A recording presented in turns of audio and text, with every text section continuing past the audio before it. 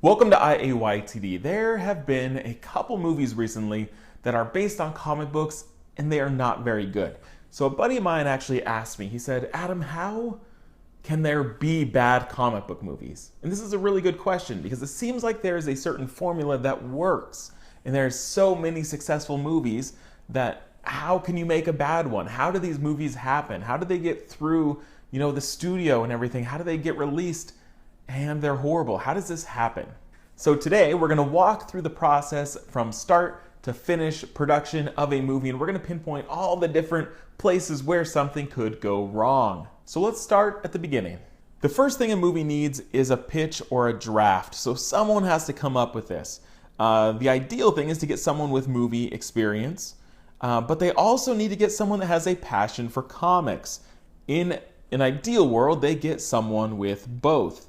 If you get someone with only movie experience, they may not know the lore and material, and it's going to start you off at a very rough place from the beginning. But if you get someone that only knows comic books and doesn't really know a lot about screenwriting, you're going to know the lore, but it might just be a really horribly written movie. So the ideal situation here is to get both, but that is super, super rare.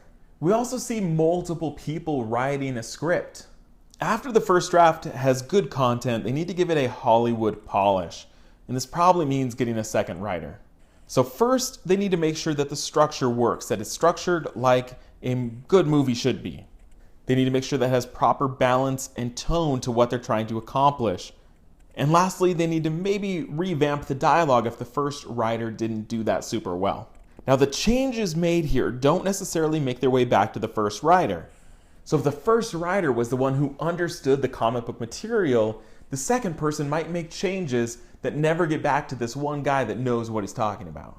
When movies struggle with adapting the source material here, it may be because the second writer is focused on polish, not adaptation. At this point, a draft goes to executives for review, and they have a couple questions. Is the movie funny enough? Is the movie action-packed enough? Is the movie approachable for new viewers? And is the movie planting seeds for future films? Different executives may push different priorities. So everyone has different priorities. There's different things that they want. We want this movie to be super funny and action-packed. Can you have both? Executive 1 gives feedback that character A needs more humor. Executive 2 gives feedback that character A isn't true to the source material. Executive 3 gives feedback that the finale seems boring. So they go back to the Rhine Board, they look at the script, they revamp it. This new draft gets reviewed. Character A is indeed funnier. Character A is also a bit truer to the source material, but the character isn't funnier in the comics. The climax is also amped up and the stakes are increased. So both executives 1 and 2 are happy, but character A is now muddled. So this is why sometimes you see a character that's not quite what you were expecting, right? They're given different traits. It's just confusing and complicated and muddled, and it often can come from something so early in the production process. At this point, a director is probably chosen for the film. The things we're looking for is the director's experience aligns with the scope of the movie. The director has done movies similar in tone. And lastly, the director has knowledge of the source material. Now, if one of these is missing, this can also set the movie on a different trajectory. So let's look at what happens if one of these is not there.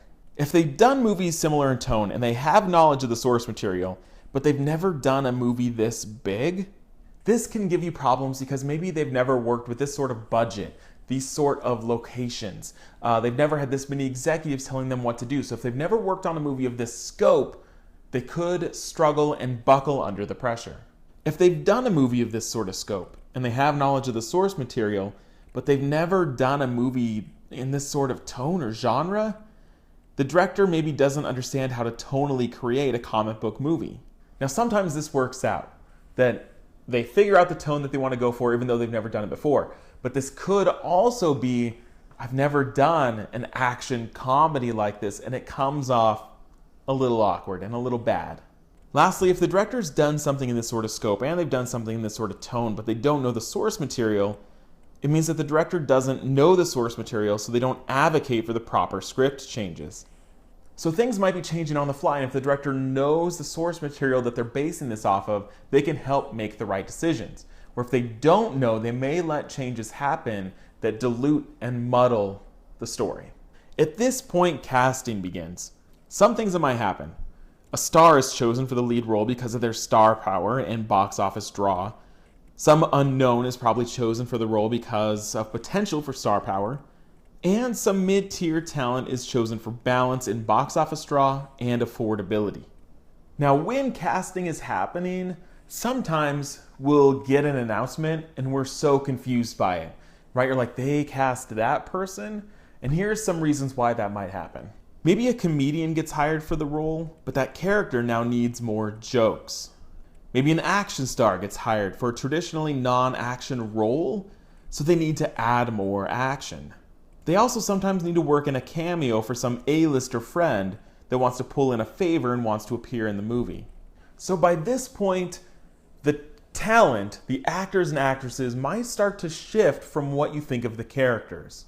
With big name talent comes multi-picture deals, meaning more sequels need to be foreshadowed. Another problem, one big name maybe has a schedule conflict, so production loses another big name in exchange for accommodating. So it starts to get really complicated. You get someone that's totally out of left field, you get a big name, they drop out, for scheduling or some other reason. So now the cast that maybe worked at the beginning is starting to fluctuate and potentially look wrong. So at this point, we have our cast, good or bad, and we start to shoot. When shooting is in progress, some talent like to improvise. Some talent might just miss the mark completely. While some talent maybe is a standout, so they're written into more scenes or scenes are added completely. So the movie may now be changed based on the-spot performances that maybe alter the script mid-shoot. Even though the script might have been good, improvising or changes mid-shooting, it may rely on the director's discretion. And again, the director, if they don't know the source material, may not notice that this improvising is changing the source material, and that's going to upset a lot of people. It's usually at this point that the production company starts to realize what they have on their hands, and they start to look globally. So we need to think about an international audience. In an ideal world, the movie's picked up for international release. For example, the movie's picked up for a Chinese release, which is rare and much wanted. In China, they only release a certain amount of movies each year, and if your movie gets to be one of those, you could potentially make a lot of money. So the production company is going to look at the script for translation issues and maybe simplify it to make it easier to translate. They may also add characters or locations that especially appeal to international audiences, so i.e. Iron Man 3 or Transformers Age of Extinction. Iron Man 3 is notorious for this, that there was an entire subplot that was added to the movie when it aired in China that had to do with Chinese actors and big names in China that were going to draw people to go see it. Now let's talk about reshoots, because reshoots come up a lot and they may either help or hinder a movie. After principal photography, someone might decide that they need to shoot more. Someone might say the movie wasn't funny enough, which causes more jokes to be filmed. Someone might say there's not enough action, which triggers new action sequences that they need to shoot. The tricky thing here is sometimes actors look different in reshoots, including bad wigs or makeup or inconsistent wardrobe. You'd think they would be able to figure that out, but surprisingly a lot of movies you can tell right off the bat what scenes are reshoots. And reshoots are problematic too because they're thought of in isolation. They say, we need to add this action sequence, so where do we fit that in? So the tone is potentially changed, the plot is potentially changed, the ups and downs are changed. A lot of things can be changed with reshoots. After all the shooting, let's talk about post-production. The visual effects work might lack polish if it's underfunded or not properly executed. Maybe the music choices in post might not match the tone of the movie. The overall length of the movie might require scenes to be cut to make the movie more manageable. The scene that they cut might be integral to the plot, which leaves unexplained plot holes in the final film. The scene that they cut might be focused on character, which now leaves out history and backstory. So you might see a movie and you say, well, that wasn't explained at all. How did they get from point A to point B? Or that character, I don't even know who they were because all their scenes were cut. Sometimes entire characters might be cut completely, either due to time or maybe that arc felt out of place. So i.e. Mary Jane in Amazing Spider-Man 2. So as you can see, many changes can happen in post-production, often out of the hands of the writers and even the director. So there are a lot of factors here. You can't just say that movie is horrible, but why? Where did it go wrong? Was it wrong from the beginning, from the written page? Was it something that happened in the editing room that they just cut a couple scenes and it ruined the whole thing? There are many different forks in the road, many of which lead to bad comic book movies. With all these factors, it's lucky we get good comic book movies at all. So let's be thankful for all the movies that make it through this incredibly difficult process and manage to give us something great.